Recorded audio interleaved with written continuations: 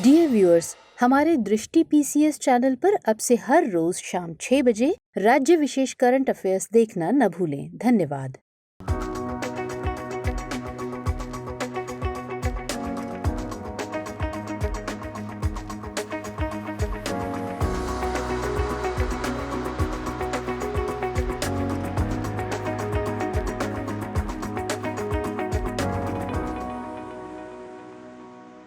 नमस्कार, दृष्टि IAS के टुडेज जीके प्रोग्राम में आपका स्वागत है। शुरुआत करेंगे पिछले सेशन के रिकैप से।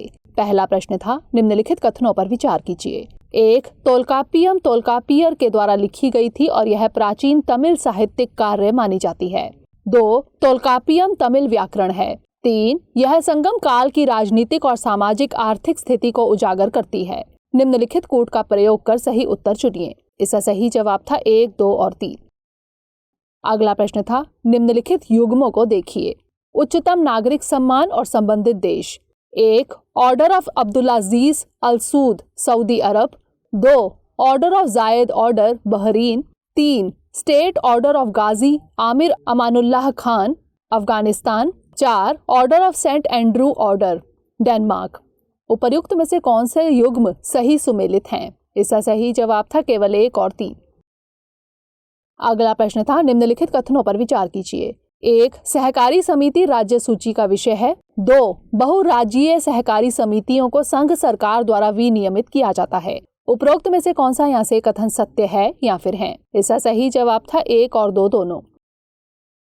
अगला प्रश्न था, व्यक्तियों को विदेशी वित्त पोषण के संदर्भ में निम्नलिखित कथनों पर विचार कीजिए। 1. व्यक्तियों को विदेशी वित्त पोषण को विदेशी योगदान विनियमन अधिनियम यानी FCRA के द्वारा विनियमित किया जाता है। 2. FCRA वित्त मंत्रालय द्वारा लागू किया जाता है। 3. सरकार की अनुमति के बिना व्यक्तिगत स्तर पर 25,000 रुपए तक विदेशी वित्त लाया जा सकता है। उपरोक्त कथनों में से कौन सा यहाँ से सही है या फिर है? इसका सही जवाब था केवल 1 और 3। अगला प्रश्न था, कोयला गैसीकरण यानी कोल गैसिफिकेशन के संदर्भ में निम्नलिखित कथनों पर विचार कीजिए। 1. यह कोयले को सिनगैस में बदलने की प्रक्रिया है। 2. कोयला गैसीकरण से प्राप्त हाइड्रोजन का उपयोग विभिन्न उद्देश्यों जैसे हाइड्रोजन अर्थव्यवस्था को गति प्रदान करने के लिए किया जा सकता है। 3. भारत ने अभी तक कोयला गैसीकरण का लक्ष्य निर्धारित नहीं किया है। उपर्युक्त कथनों में से कौन सा यहाँ से सही है या फिर है? इसका सही जवाब था केवल 1 और 2। अगला प्रश्न था, न्यूनतम समर्थन मूल्य यानी MSP के संबंध में निम्नलिखित कथनों पर विचार कीजिए। A2 कारक किसान द्वारा केवल नकद में भुगतान की गई सभी लागतों को कवर करता है। 2. A2 + FL में A2 और अवैतनिक पारिवारिक श्रम का अधिरोपित मूल्य शामिल है। उपर्युक्त कथनों में से कौन सा यहाँ से सही है या फिर है? इसका सही जवाब था केवल 2। अगला प्रश्न था, प्रलय के संबंध में निम्नलिखित कथनों पर विचार कीजिए। 1. यह भारत की पहली कन्वेंशनल बैलिस्टिक मिसाइल है। 2. यह रक्षा अनुसंधान विकास संगठन यानी DRDO द्वारा विकसित ठोस ईंधन आधारित मिसाइल है। उपर्युक्त कथनों में से कौन सा यहाँ से सही है या फिर है? इसका सही जवाब था 1 और 2 दोनों। अगला प्रश्न था, भारत म्यांमार संबंधों के संदर्भ में निम्नलिखित कथनों पर विचार कीजिए। 1. म्यांमार की एक्सपोर्ट बास्केट में तिलहन सबसे बड़ी वस्तु के तौर पर है। 2. भारत के ICAR यानी भारतीय कृषि अनुसंधान परिषद के सहयोग से स्थापित advance centre for agriculture research and education दलहन और तिलहन पर अनुसंधान प्रयासों में सहयोग का उदाहरण है। उपर्युक्त कथनों में से कौन सा यहाँ से सही है या फिर है? इसका सही जवाब था केवल 2। अगला प्रश्न था, यूक्रेन के संबंध में निम्नलिखित कथनों पर विचार कीजिए। 1. रूस के साथ इसके गहरे सामाजिक और सांस्कृतिक संबंध रहे हैं और यहाँ बड़ी संख्या में लोग रूसी भाषा बोलते हैं। 2. रूस ने अमेरिका और उसके सहयोगी देशों से यूक्रेन को नाटो में शामिल नहीं करने के आश्वासन की मांग की है। उपर्युक्त कथनों में से कौन सा यहाँ से सही है या फिर है? इसका सही जवाब था 1 और 2 दोनों। अंतिम प्रश्न था, किदाम्बी श्रीकांत जिन्होंने स्पेन में एक चैंपियनशिप में ऐतिहासिक रजत पदक जीता है, निम्नलिखित में से किस खेल से संबंधित हैं? इसका सही जवाब था बैडमिंटन। शुरुआत करते हैं आज के सेशन की। सबसे पहले देखेंगे अभ्यास प्रश्न। भारत में धर्म की स्वतंत्रता के संदर्भ में निम्नलिखित कथनों पर विचार कीजिए।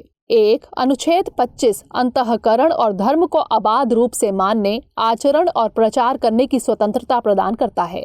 2. अनुच्छेद 26 किसी विशिष्ट धर्म की अभिवृद्धि के लिए करों के संदाय यानी भुगतान के बारे में स्वतंत्रता प्रदान करता है। उपर्युक्त कथनों में से कौन सा यहाँ से सही है या फिर है? केवल एक, केवल दो, एक और दो दोनों, या फिर ना तो एक और ना ही दो। इसका सही जवाब है ऑप्शन ए, केवल एक। हाल ही में कर्नाटक विधानसभा में धर्मांतरण रोधी विधेयक कर्नाटक धार्मिक स्वतंत्रता के अधिकार का संरक्षण विधेयक 2021 पारित किया गया। भारतीय संविधान के अनुच्छेद 25 से 28 के तहत धर्म की स्वतंत्रता के अधिकार का उल्लेख किया गया है।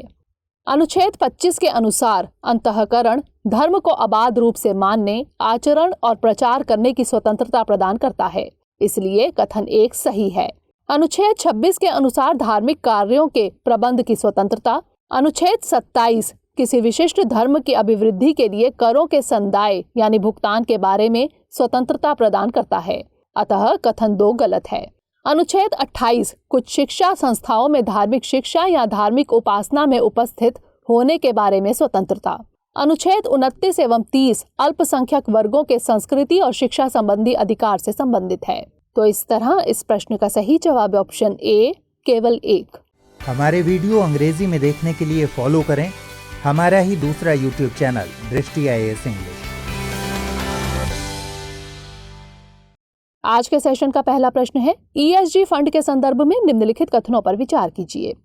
एक, यह फंड उन कंपनियों का चयन करता है जिनका पर्यावरण, सामाजिक उत्तरदायित्व और कॉर्पोरेट गवर्नेंस स्कोर ज्यादा हो और इसके बाद ही यह वित्तीय कारकों को देखता है।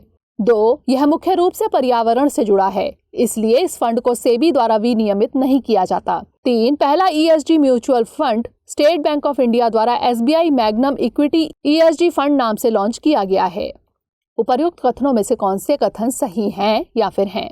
केवल एक और दो, केवल 2 और 3, केवल 1 और 3, या फिर 1, 2 और 3। इसका सही जवाब है ऑप्शन सी, केवल 1 और 3। भारत में निवेश के लिए पर्यावरण, सामाजिक उत्तरदायित्व और कॉर्पोरेट गवर्नेंस आदि मुख्य विषय के रूप में सामने आए हैं।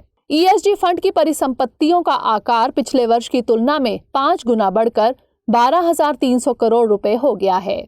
पहला ESG mutual fund state bank of India द्वारा SBI magnum equity ESG fund नाम से लॉन्च किया गया, अतः कथन 3 सही है। अब जान लेते हैं ESG फंड के बारे में। ESG 3 शब्दों का मेल है, पर्यावरण यानी E, सामाजिक यानी S और गवर्नेंस यानी G। यह एक म्यूचुअल फंड है जिसका निवेश समान रूप से सतत एवं सामाजिक उत्तरदायी निवेश में होता है। आमतौर पर म्यूचुअल फंड ऐसी कंपनी में निवेश करते हैं जिसकी संभावित अर्निंग, प्रबंधन क्षमता, नगद प्रवाह, व्यापार, कंपटीशन आदि अच्छा हो। हालांकि यह फंड निवेश के लिए उन कंपनियों का चयन करता है जिनका पर्यावरण, सामाजिक उत्तरदायित्व और कॉर्पोरेट गवर्नेंस स्कोर ज्यादा हो और इसके बाद ही यह वित्तीय कारकों को देखता है, अतः कथन 1 सही है। इस फंड को सेबी द्वारा विनियमित किया जाता है, इसलिए कथन 2 गलत है। तो इस तरह इस प्रश्न का सही जवाब है ऑप्शन सी, केवल 1 और 3।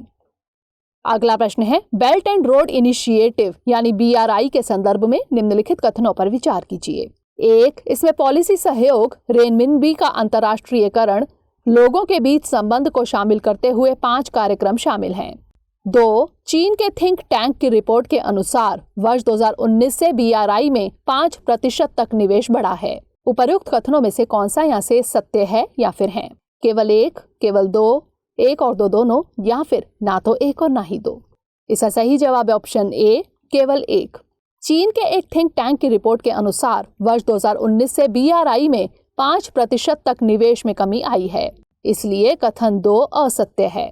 जान लेते हैं बेल्ट एंड रोड इनिशिएटिव यानी BRI के बारे में। इस अरबों डॉलर के प्रोजेक्ट को 2013 में शुरू किया गया था।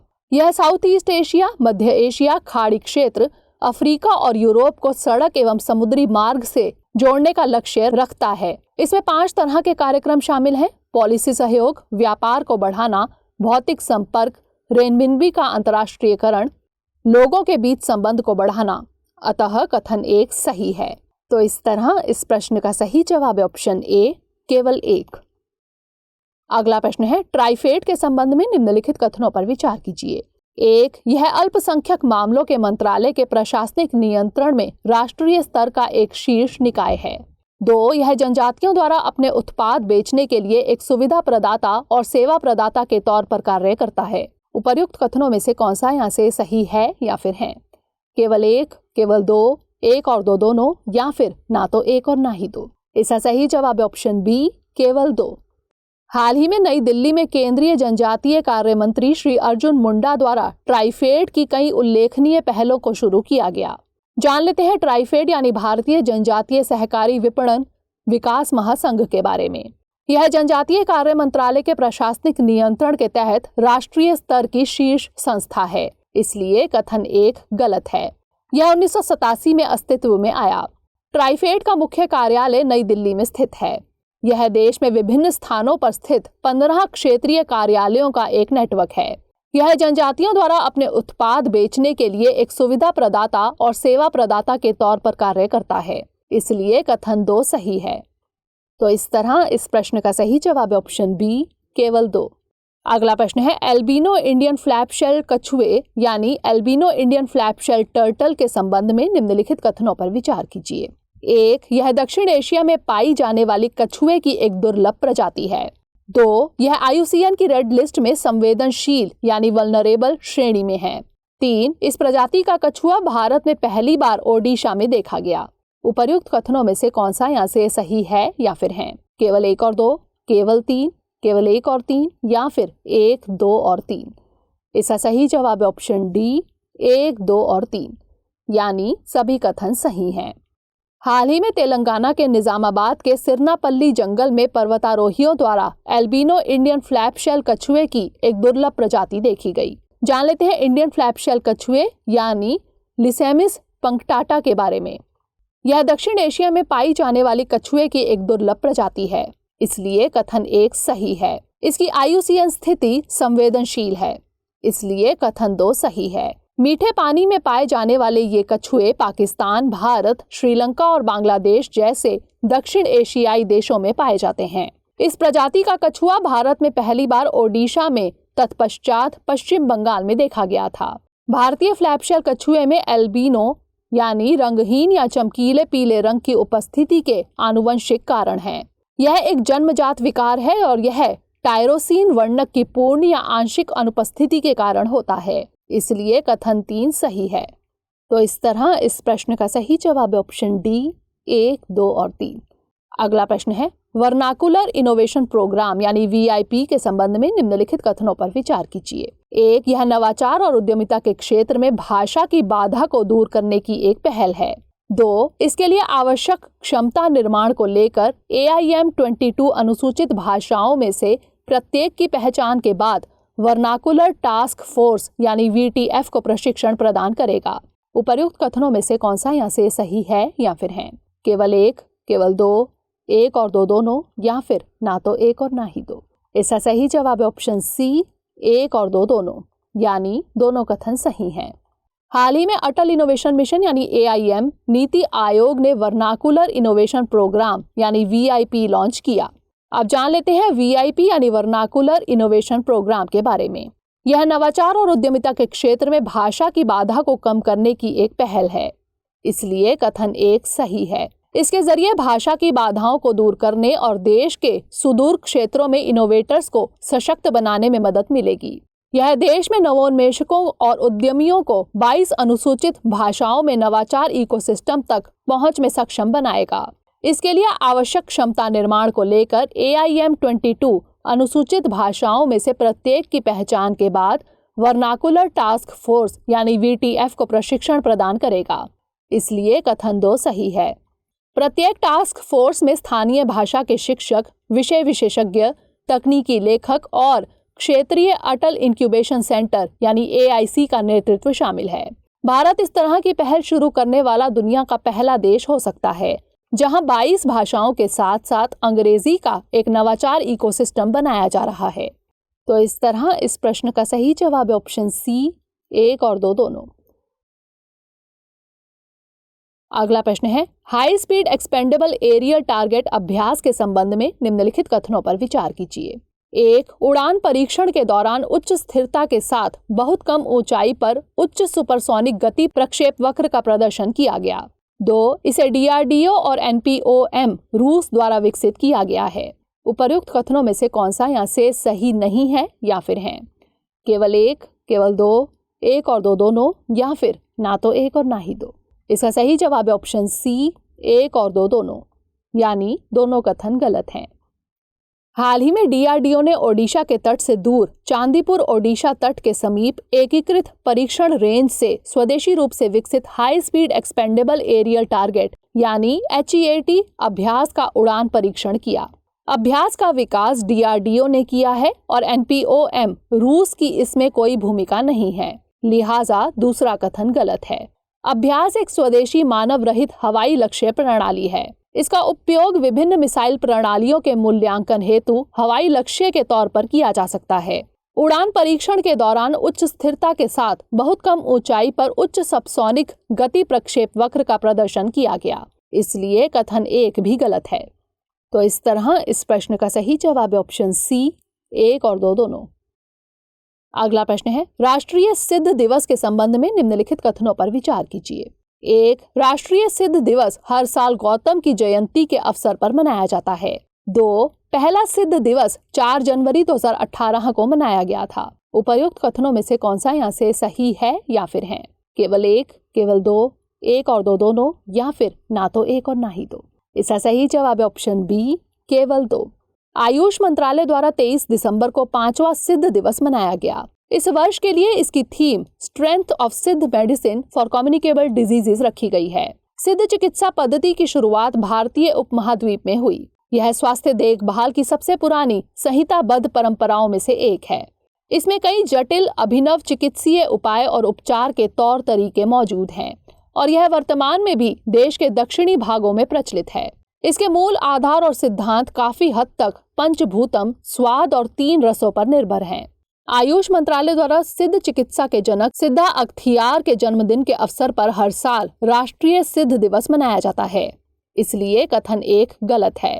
पहला सिद्ध दिवस 4 जनवरी 2018 को मनाया गया था, इसलिए कथन 2 सही है। तो इस तरह इस प्रश्न का सही जवाब है ऑप्शन बी, केवल 2। अगला प्रश्न है, भारत सरकार ने मध्य प्रदेश में ऊर्जा सुधार कार्यक्रम के लिए निम्नलिखित में से किस देश के साथ समझौते पर हस्ताक्षर किए हैं? अमेरिका, इजराइल, डेनमार्क या फिर जर्मनी? इसका सही जवाब है ऑप्शन डी, जर्मनी। भारत सरकार और जर्मन विकास बैंक ने मध्य प्रदेश में ऊर्जा सुधार कार्यक्रम के लिए 140 मिलियन यूरो के कम ब्याज पर ऋण और 2 मिलियन यूरो के अनुदान समझौतों पर हस्ताक्षर किए। इसके तहत 2 घटक शामिल हैं: smart meter and advanced metering infrastructure यानी AMI का क्रियान्वयन और कृषि और गैर कृषि फीडरों का पृथक्करण करना। इससे भारत में अधिक स्थिर, सुरक्षित एवं जलवायु और पर्यावरण के अनुकूल ऊर्जा आपूर्ति को बढ़ावा मिलेगा। यह कार्य मध्य प्रदेश में वितरण नेटवर्क यानी डिस्ट्रीब्यूशन नेटवर्क्स को अपग्रेड और मजबूत करके किया जाएगा, अतः विकल्प डी सही है। तो इस तरह इस प्रश्न का सही जवाब है ऑप्शन डी, जर्मनी। अगला प्रश्न है, राष्ट्रीय जांच एजेंसी यानी NIA के संबंध में निम्नलिखित कथनों पर विचार कीजिए। 1, राष्ट्रीय जांच एजेंसी अधिनियम 2008 के तहत इसका गठन किया गया। 2, यह गृह मंत्रालय के तहत कार्य करती है। 3, इसका मुख्यालय नई दिल्ली में है। उपर्युक्त कथनों में से कौन सा यहाँ से सही है या फिर है? केवल एक, केवल एक और दो, केवल 2 और 3, या फिर 1, 2 और 3? इसका सही जवाब है ऑप्शन डी, 1, 2 और 3, यानी सभी कथन सही हैं। हाल ही में राष्ट्रीय जांच एजेंसी ने बिहार के दरभंगा रेलवे स्टेशन पर बम विस्फोट के सिलसिले में लश्कर-ए-तैयबा के 5 आतंकियों के खिलाफ आरोप पत्र दायर किए हैं। जान लेते हैं राष्ट्रीय जांच एजेंसी यानी NIA के बारे में। यह अपराधों की जांच और मुकदमा चलाने के लिए एक केंद्रीय एजेंसी है। यह आतंकवाद, देश के खिलाफ युद्ध छेड़ने, परमाणु सुरक्षा संबंधी अपराध आदि की जांच करती है। यह गृह मंत्रालय के तहत कार्य करती है, इसलिए कथन 2 सही है। इसका मुख्यालय नई दिल्ली में है। देश भर में इसके 8 क्षेत्रीय कार्यालय हैदराबाद, गुवाहाटी, कोच्चि, लखनऊ, मुंबई, कोलकाता, रायपुर और जम्मू हैं, इसलिए कथन 3 सही है। इसका नेतृत्व एक महानिदेशक यानी एक IPS अधिकारी करता है। यह राज्यों की अनुमति के बिना देश भर में आतंकी मामलों की जांच कर सकती है। तो इस तरह इस प्रश्न का सही जवाब है ऑप्शन डी, 1, 2 और 3। अंतिम प्रश्न है, इटली में जन्मे वास्तुकार जिन्होंने 2007 के प्रित्जकर पुरस्कार सहित अपने डिजाइनों के लिए कई पुरस्कार जीते, वह फ्रांस के पोम्पिडो केंद्र के सह निर्माता भी थे। उपर्युक्त कथन निम्नलिखित में से किससे संबंधित है? Richard Rogers, I M. Pei, Le कार्बुजिए या फिर डेनिस स्कॉट ब्राउन? इसका सही जवाब है ऑप्शन ए, रिचर्ड रोजर्स। हाल ही में ब्रिटिश वास्तुकार रिचर्ड रोजर्स का 88 वर्ष की आयु में निधन हो गया। उन्हें पेरिस के पोम्पिडो सेंटर सहित दुनिया की कई प्रसिद्ध इमारतों को डिजाइन करने के लिए जाना जाता है। इटली में जन्मे रोजर्स को 2007 में प्रित्जकर पुरस्कार से सम्मानित किया गया था। इसके अलावा उन्हें वास्तुकला के क्षेत्र में कई पुरस्कारों से सम्मानित किया गया था। रोजर्स के अन्य प्रसिद्ध डिजाइनों में शामिल हैं स्ट्रासबर्ग का यूरोपीय मानवाधिकार न्यायालय, the 3 world trade centre New York, Madrid और लंदन के हीथ्रो में अंतर्राष्ट्रीय हवाई अड्डे के टर्मिनल। अतः विकल्प ए सही है। तो इस तरह इस प्रश्न का सही जवाब है ऑप्शन ए, रिचर्ड रोजर्स। अब नोट कर लेते हैं आज का अभ्यास प्रश्न। रमण काली मंदिर के संबंध में निम्नलिखित कथनों पर विचार कीजिए। 1. माना जाता है कि देवी काली को समर्पित इस मंदिर को मुगल काल के दौरान बनाया गया था। 2. ऐतिहासिक रमण काली मंदिर भारत और कंबोडिया के लोगों के बीच आध्यात्मिक और सांस्कृतिक संबंधों का प्रतीक है। उपर्युक्त कथनों में से कौन सा यहाँ से सही है या फिर है? केवल 1, केवल 2, 1 और 2 दोनों, या फिर ना तो 1 और ना ही 2? इसका उत्तर हमें कमेंट सेक्शन में जरूर भेजिएगा। अगले सेशन में नए प्रश्नों के साथ मिलेंगे। तब तक के लिए पढ़ते रहिए एंड स्टे मोटिवेटेड।